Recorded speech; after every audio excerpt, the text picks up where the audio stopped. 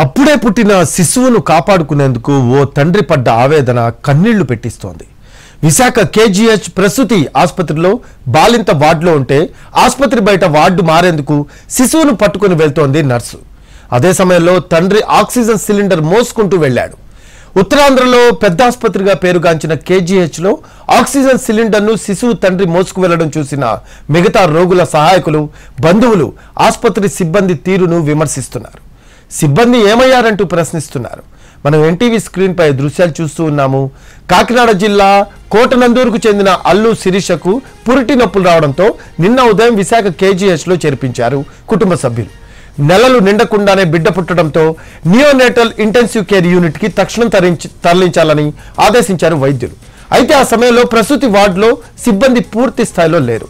దీంతో శిశువును కాపాడుకునేందుకు తండ్రే ఆక్సిజన్ సిలిండర్ను భుజాన మోసుకొని ఎన్ఐసియుకి పరుగు పెట్టాడు. దానికి సంబంధించిన దృశ్యాలు మనం చూస్తూ ఉన్నాము. ఆక్సిజన్ సిలిండర్ తండ్రి మోసుకు వెళ్తున్న దృశ్యాలు. శిశువును చేతులతో ఎత్తుకొని నర్సు తీసుకువెళ్తూ ఉంటే ఆమెను అనుసరిస్తూ పరుగులెట్టాడు బాధితుడు. 8 మాసాలకు మోసిన తల్లి తన పొత్తిళ్లలో శిశువు లేదని కలవరపడుతూ ఉంటే నెలలు నిండకుండానే పుట్టిన శిశువును ఎత్తుకుని ముద్దాడాలని తండ్రి పరితపించిన తీరు చూసి రోగుల సహాయకులు తల్లడిల్లిపోయారు. విషయం తెలుసుకున్న ఆసుపత్రి సూపరింటెండెంట్ డాక్టర్ శివానంద్ సంబంధిత వార్డు వైద్యులు సిబ్బందిని పిలిచి ఆగ్రహం వ్యక్తం చేశారు. మరోసారి ఇలాంటి ఘటనలు పునరావృతమైతే కఠిన చర్యలు తప్పవని హెచ్చరించారు.